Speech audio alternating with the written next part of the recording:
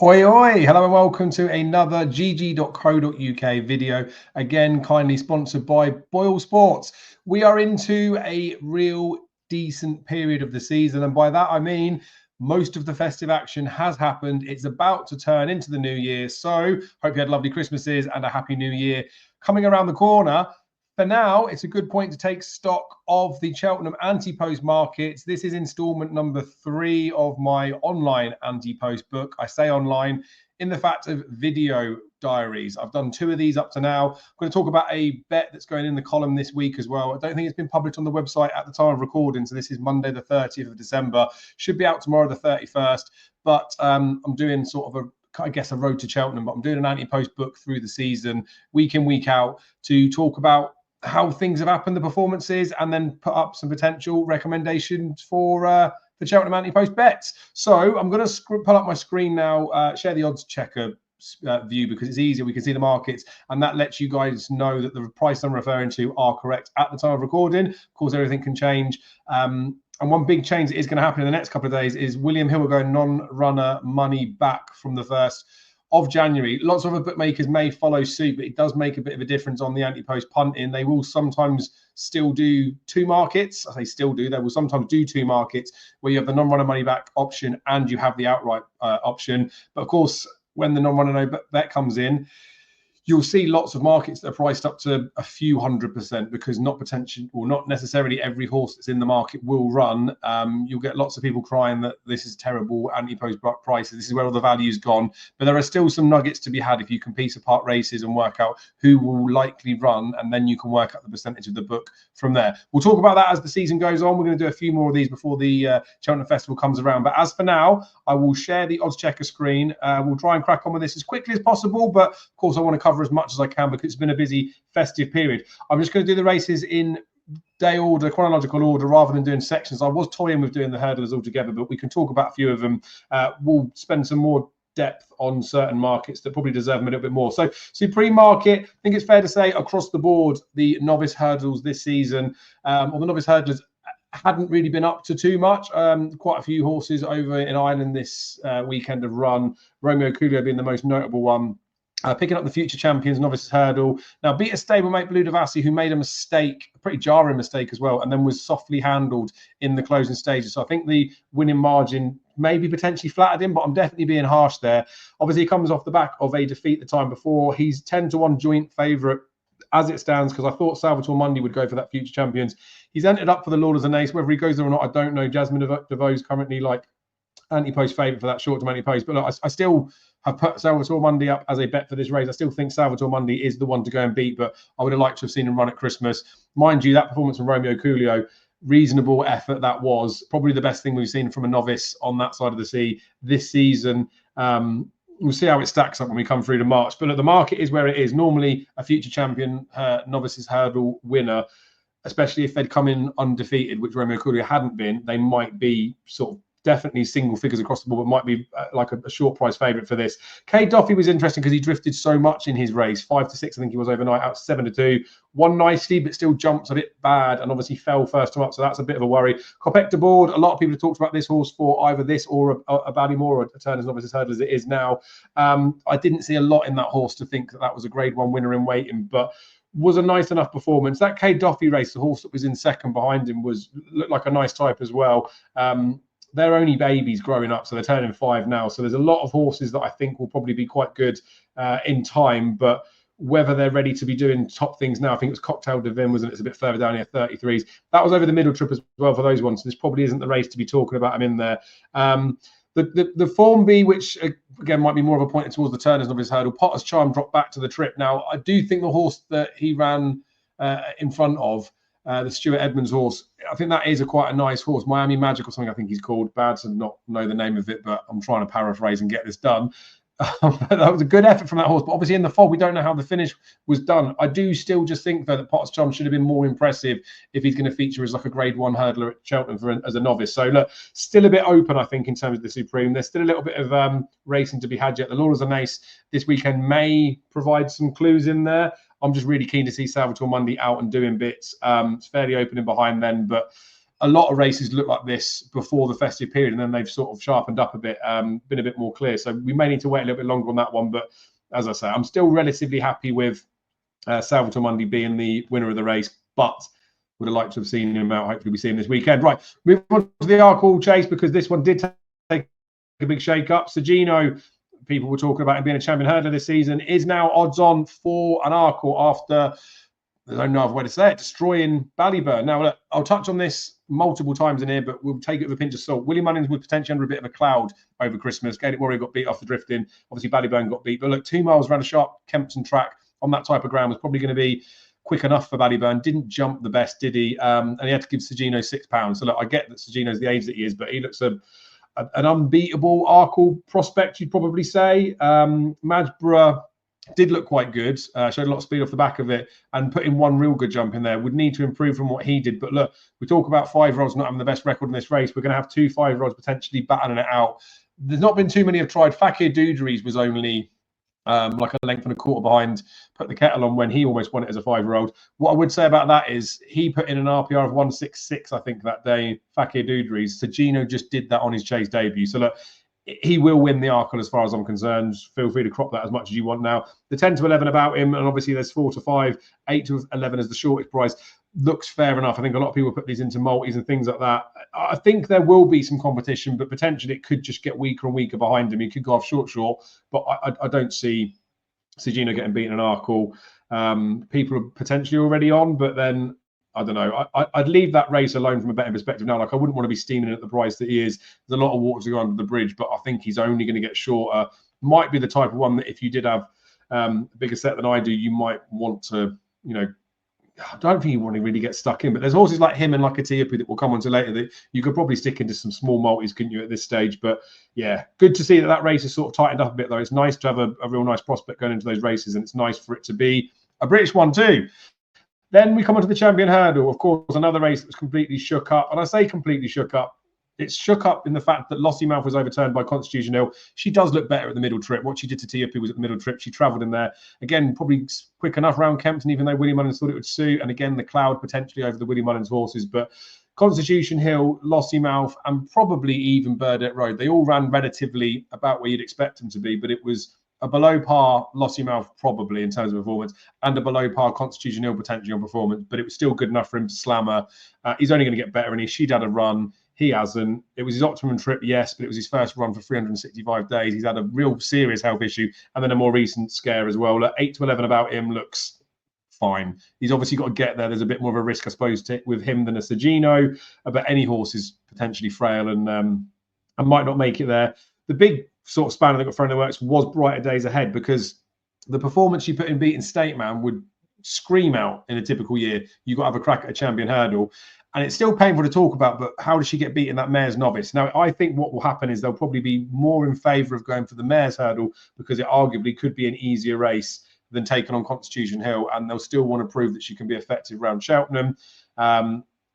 And obviously, she was able to set her fractions at the race, and her setting a fast fraction, is that going to make it an easier race for Constitution Hill? Look, they'll mull things over. Obviously, at the moment, especially with the prices, it is favourable that she's probably going to go to the Mare's Hurdle and a proper clash against Lossiemouth as well, which would be good. It just makes Constitution Hill's task all the easier. If she comes out and Lossiemouth comes out, which I expect to happen, Constitution Hill is going to be closer to 1 to 3 on the day, especially with State Man fought her in the last twice. A Dublin Race Festival will be interesting, but there'll be some each way value a bit further down the field. Where that is at the moment, I don't really know. Like Burdett Road, coming from a Great Woods to potentially winning a Champion Hurdle, or not winning a Champion Hurdle, but going close to a Champion Hurdle. Again, he's going to set it up for a Constitution Hill. So nearer the time, there'll be some betting without the favourite markets, or potentially even extended places. But I don't know, you could see this race cutting up, couldn't you? But look, it's better now that it's clear, because Lossiemouth was favourite for this race before running against Constitution Hill. It could still shake up again, right? If there's a setback or another issue that comes up of Constitution Hill, because who knows, he may be prone to him now, the whole picture changes again. So look, it is where it is, and I would imagine the people that wanted to bet Constitution Hill would already be on. He might be one I wouldn't want to be looking to put in the multiples, for all the facts that I think he's going to shorten up and go off a lot shorter on the day. Should he get there, it's not worth risking the value on the other ones, I wouldn't have thought. But that's just my opinion, right? Mare's Hurdle, again, taken a bit of a shake-up in the fact that Lossiemouth has pushed herself towards favouritism in the fact that she got beat by Constitution Hill. Still a good enough run to run so close to him, but this trip's obviously where she's got to go now, isn't it? The bigger price about Brighter Days Ahead, the top price 7-4 about her. Again, they're trying to lure you in because she could go champion hurdle. If they come here, and I do think they'll both come here, like what sort of price would they be betting on the day? Let's be honest. Brighter Days Ahead, given the fact that she's come from a novice season, but she has beaten State Man twice. Lossiemouth, of course, winner of a mare's hurdle. She is much more effective over that trip and beaten Tiapu. Like, you'd have them probably, I don't know, 5-4 joints, something like that. So there's like ekes of value if you get the top price of the two of them now. But essentially, there's a lot of water that can go under the bridge. And again, she would have been a bigger price before. And there may have been people that took a swing on Lossiemouth before it happened. So again, another race where I just look at it and just think, it's between them two. Leave it alone for now. See what opportunities come up nearer the time, because we thought it was between Brighter Days Ahead and the Willie Mullins mare in the Mares Novice last year, and then Golden Ace was sort of overlooked at a bit of a price. The same thing might happen in here. Not that I suspect that Lossiemouth or Brighter Days Ahead could get beat if both of them go in here, but it's the ladies in it. Sometimes there can be some issues in those races. Right, Turner's Novices Hurdle. We talked briefly on this when we talked about the Supreme Hurdle. The New Lion was so good in the shallow, but was he really as good as he visually looked with Harry Skelton riding him with the confidence of, don't know, Brad Pitt on a dating night? Like, he was oozing confidence. He knew he had the winner there. Regent Stroll clearly didn't run his race, so the biggest competitor didn't turn up. Bill Joyce ran all right, I thought, although he probably would have wanted softer ground. It's an interesting one because he deserves to be favourite, the New Lion, on what he's done. And as I say, it's been a fairly, I guess, windy novice hurdle season this year so far. But we got that Lord as an Ace coming up at the weekend, and a dominant performance from something in there could shake up the market here, especially if Jasmine Devoe is where that horse is going to go. And I think that horse is going to step on bundles for the first one. So I'm hoping that's the case, because I put Jasmine Devoe up for this race. I don't think Potter's Charm can be a Grade 1 winner at Cheltenham, if I'm brutally honest. I don't think Kopek de boards off what we saw. I mean, could probably improve, and if there is a cloud over him, could improve to do it, but I don't think it will happen. Cade Doffy needs to jump a lot better, but I don't know if it will happen just yet. But I do feel like there's got to be something at a bit of a price that could fly in there, but I don't know what it is at the moment. So I think there's a bit of time to sit and wait on that one. As I say, we put up Jasmine Devoe in the last column, and I'm fairly happy with that. We'll see what happens this weekend. But the long way I'm going about this is the New Lion deserves to be favourite based on what he's done up to now. We've seen lots of shallow hurdlers in the past look good, not necessarily get the job done. Champ would be the most recent one, I would say, of a similar vein in the way that the New Lion won. And obviously, he only just got beat by City Island at Cheltenham, didn't he? So I expect the New Line's like there or thereabouts. Like, he's like your Neon Wolf type horse that I think he's going to place. But will there be a Willoughby Court this year that comes back to looking quite obvious after running earlier in the season when we've sort of reassessed it? Could be the case. And there's also a chance that the New Line doesn't go off favourite. So look, the price about him now is not in the slightest bit tempting, but then those in behind aren't that tempting, I guess, so much anymore. Like Jasmine Devoe, I do still quite like, but it depends what happens in the Laura of Nace. So we put him up before, so he's in. We've got to leave that as it is for now. The novice hurdlers are going to take a little bit more time. I think we can sit, even though we've got two darts in there, the Supreme and this race, don't need to do anything more about that at the moment. A race we do need to do something about, or don't need to, but I have done. This is where we've got a bet up. So this will be in the column, fully written up in there. But the Brown Advisory Novices Chase. Look, Ballyburn sitting as the favourite for this race now. Now, he was favourite before, potentially going to go to the Arkle, but he always looked like a horse that probably wanted a trip. He's shortened up and tightened up after getting beat by Sagino. So look, that's not necessarily a bad thing, getting beat by Sagino, because he looks an absolute worldie. But Ballyburn didn't jump the best there. Ballyburn has now been beaten, and Ballyburn has yet to confirm that he really does truly stay the trip, which, look, I don't think there's going to be any problem with that in the slightest. But for me, he's a bit of a false favourite, right? He should have or could have been this sort of price before he ran. So look, the price isn't necessarily the problem with it, but it is the fact now that he's going to have to go somewhere and do something, isn't he? So what I've written in the article is I looked at Impere Pass's performance. I thought he was good. I see Impere Pass and Ballyburn clashing like Factorfile and Gaelic Warrior did at the Dublin Racing Festival in that 2 mile 5.5 Grade 1 Novices Chase.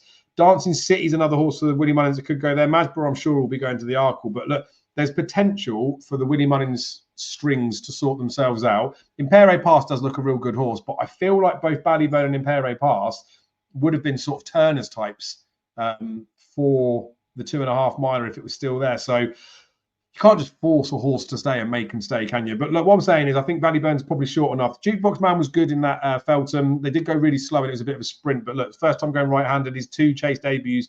In a typical year, he'd be right up there, and he is. Like, he's as short as 5-1. The biggest 7-1, that's not quite enough to sort of lure me in. And of course, William Hill, when they changed the non-runner, no more money back, he'll shorten up a bit more from that, but they might still do the outright markets. Dancing City obviously does have the Punchestown winning form and is a nice prospect, but again, probably relatively shortly priced, I'd say. The one that I have bet is Better Days Ahead. Now, look, I know he got beat by Croke Park in that Novices Chase.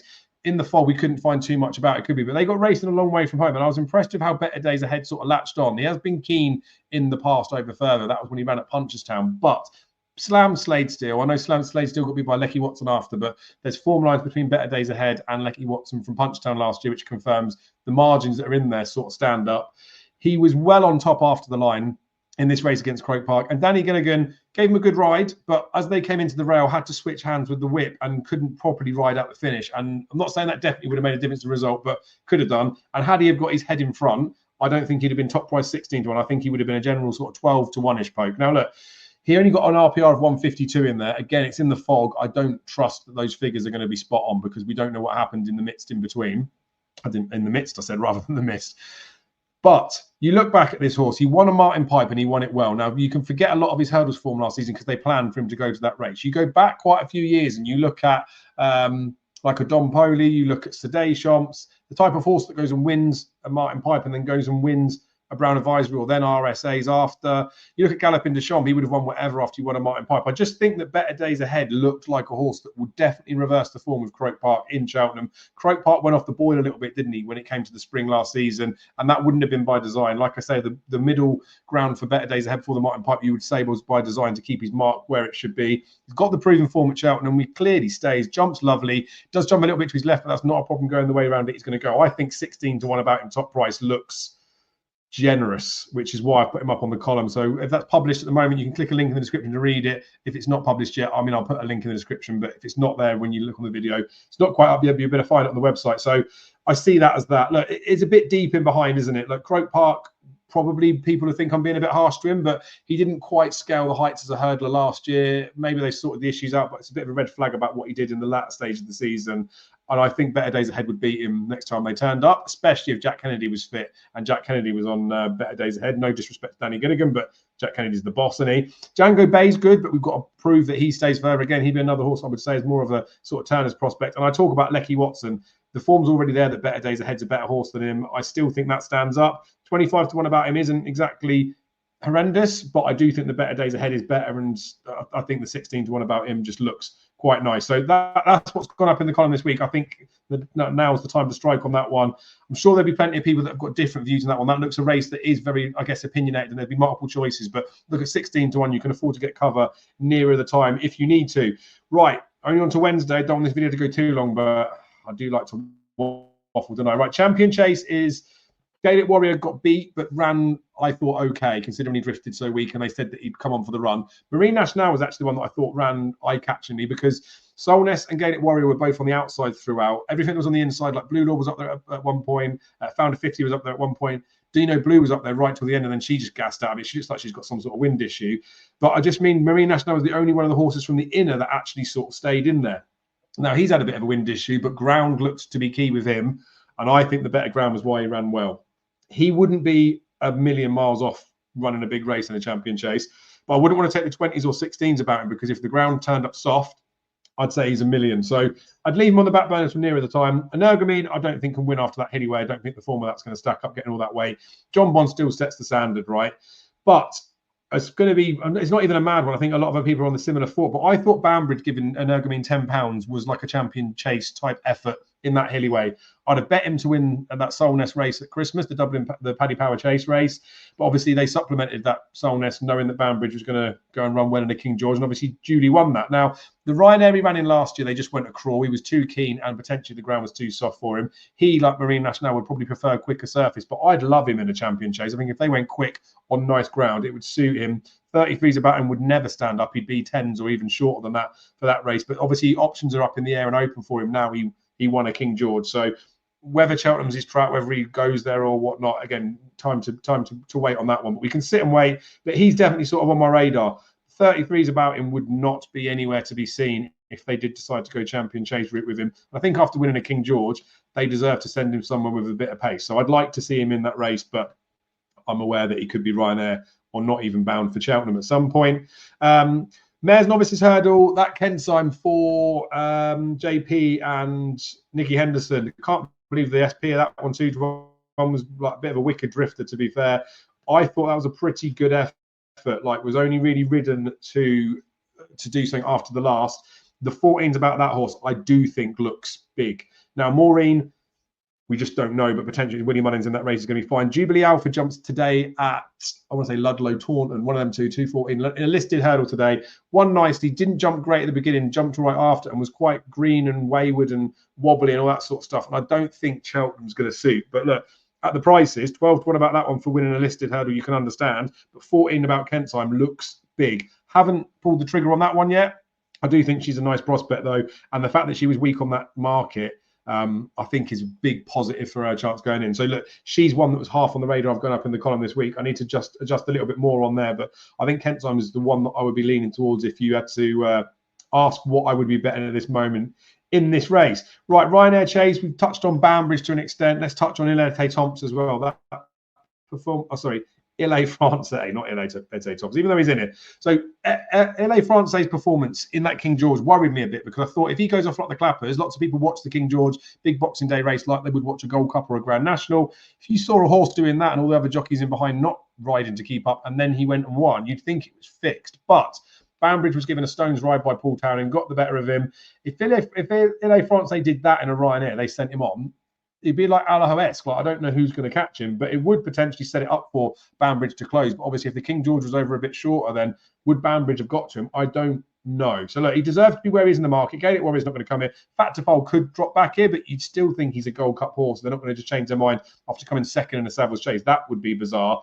El Fabiolo, meh. Lukewarm on him. Ilete Thompson, I've touched on only by accident. Meh. John Bond's not coming in. And Nergamine, I'd probably potentially prefer him to come to this race, but I don't know whether he will. And I don't know if he'll be good enough at his age.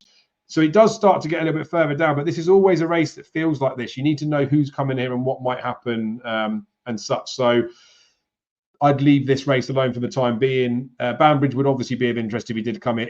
Ile Francais would be very interesting if he came here, but we might be talking about two horses that don't line up as much as we would with like a John Bond, a Gaelic Warrior, a Factifol. So too much speculation on that race, and I don't find an in. But when William Hill go non-runner money back, it may be the case that we look at a couple of these and think, wow, let's just say they still went 12-1. Ile Francais ain't going to happen, but say they went 10 to 8. So you'd have that thinking, if he doesn't run, I get my money back. So we'll keep an eye on some of those markets, and we can talk about them in another video as well. Stairs Hurdle, the long walk hurdle was good to see Crambo win. His second highest rated on ratings. Strong Leader probably didn't like the ground at Ascot, but was never travelling a yard, was he? But look, he's 16s now after being much bigger. It wasn't a performance that would make you think anything from the long walk hurdle was going to beat Tiapu. Now, Home by the Lee was good. Bob Ollinger probably doesn't stay, does he? I know Home by the Lee's been beaten 3 times at Cheltenham in the Stairs Hurdle, but all 3 runs have come on soft ground. So again, he'd be one that I'd wait. And if you get nice ground like we've had this Christmas, he would not be without a chance, because it wouldn't play into the strength of Tiapu and it might play in the strength of him, but you couldn't risk that now, not knowing what the going is. So he sits where he is. Lucky Place has been entered up for the Real Kill on Wednesday, so that'll be running in a couple of days. Hopefully that's a stepping stone to going for a Cleve Hurdle. He's got a bad position in terms of the penalty he's got to carry for that Real Kill, but look, running at Cheltenham, see what you can do. I'd expect or hope him to win that race would then stand him in better stead for this. So we'll find out. I was a bit worried when he wasn't entered in that long hurdle, whether he was okay or not. Hidden Valley Lake ran really well in that long walk hurdle. I would have liked him to run over in the Savills hurdle where Bob Ollinger ran, but the Rob Kerr owned horses, they tend to avoid them. So I don't know if they'd run Hidden Valley Lake in it as well as Tiapu, but he definitely wouldn't be without a chance. Looks like a pretty progressive horse, but again, shouldn't be able to reach the standards of Tiapu. And I know everyone's saying it like he should be odds on. I talked about this horse so much last year, even like the month before, not even that, a couple of weeks before when I was doing previews and stuff. He was still 9-4, 5-2 for the race. It's the same situation as last year, really. Like, there isn't as much depth this year as there was last year, but it's still running against horses that can't reach the level that he can reach. So again, if you're doing multiples, I can see the reasons to put this horse in plenty of those. But look, I think he handles any types of ground, but if it came up as a good ground festival, I don't think I'd want to be sat on a 13-8 ticket for all that he might go off shorter. But we'll have to see how it goes. And I know we're used to it now, heavy and soft in the description for the Cheltenham Festivals, but they try and race on good to soft. So we'll have to see how we get there. I don't think that'll be enough to stop him. Like, he is class above, but I guess you kind of get my point with the fact that people will be saying, how is he not odds on yet? And I do get that. Should be a standout favourite in there, but there are things that could happen on the day or conditions, even tactically. It could make things interesting. So look, he deserves to be where he is. If you want bigger prices and fair play, he's never been a huge price this season, has he? And I do love Tiapu. Like, he is the right favourite in this race. But again, I put him in a couple of multis. Again, you might have already done that. He's only going to get shorter. And if it is a soft ground festival, he goes off odds on for this race, don't he? So there is potentially still value in there. But I don't know. I don't think there's any need to be necessarily panicking or necessarily getting involved this far out. Look, Triumph Hurdle is another race we can come on to. This shouldn't take too long for us to sort of review. Hello Neighbour was well backed in the race where Willie de Hall disappointed and drifted. I thought it was a good enough performance from Hello Neighbour and Lady Vega Allen. I thought Lady Vega Allen was probably the one I'd take out of it as a improver for next time out. A lot of these juveniles in Ireland will run against each other at Christmas. They'll run against each other in the Spring Juvenile at Dublin Race Festival, and they might reverse the form like Farclas and Mr. Adjudicator were doing that years back. That was the year when Espoir de Land didn't make it there, and obviously he would have sort of slotted up. Still looks quite open. I think there's still time to wait on this one. We'll see what happens in that Spring Festival, I think, at the Dublin Race Festival. I don't think there's ever any time. I know people like to get involved early because worked out a lossy mouth and things, but I don't really see the key to get involved in the Triumph too early just yet. Albert Bartlett will be even more of a murky market than all the other novice hurdlers because we don't really know what's definitely going anywhere. The Yellow Clay we've already talked about as a horse is potentially interesting in here. We need to see more to work out who's going to go in here. That Cocktail Divin looks like a horse that I think would be a proper type for this, but we have to see where they go next time with the horse. I think that is a horse that would be on my radar for this. I'd be looking for entries on that horse if they step him up in trip. And again, Dublin Racing Festival, I think it's the Nathaniel Lace, isn't it? 2 mile 6.5 race would be a big clue for these types. So we can sort of wait. It's not long now, a few weeks or a couple of weeks till we get the Dublin Racing Festival Grade 1 entries. Maybe even sooner than that, to be fair. But I think we'll see some of these horses. That'll be a horse I'll be looking at, Cocktail Divin. But that we'll sort of get a clearer picture from the Dublin Races Festival on there. Not really seeing anything on the British side of the sea that would jump out, but typically that is the case. They don't seem to stand out so much. But it could be that this year with the division the way that it is, they might be the ones that sort of two stand out.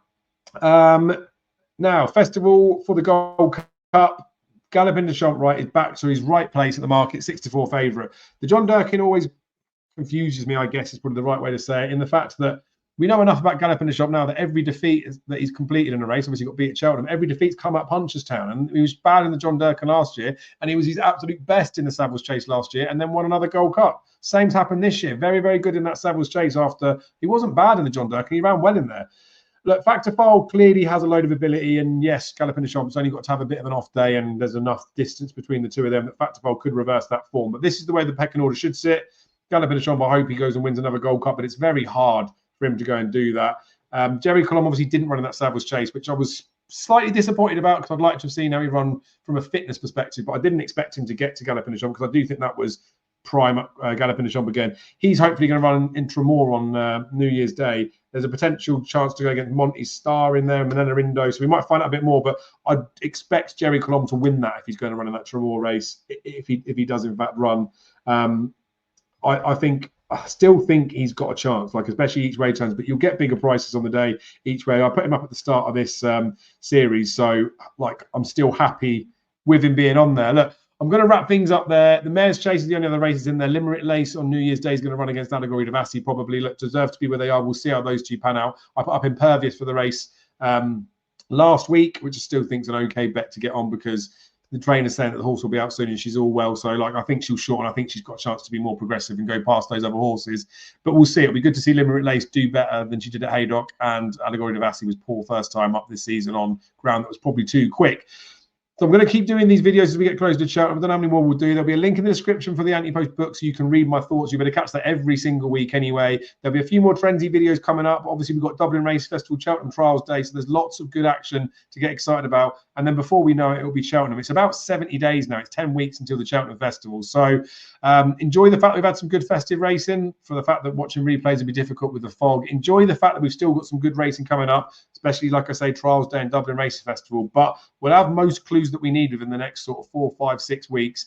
It's an exciting time of year. As I said at the start of the show, I really hope you've had a lovely Christmas. I hope you have a very happy new year. Thank you all for the support. Make sure you drop a like on the video. If you're not already, make sure you subscribe, and we will see you again very soon.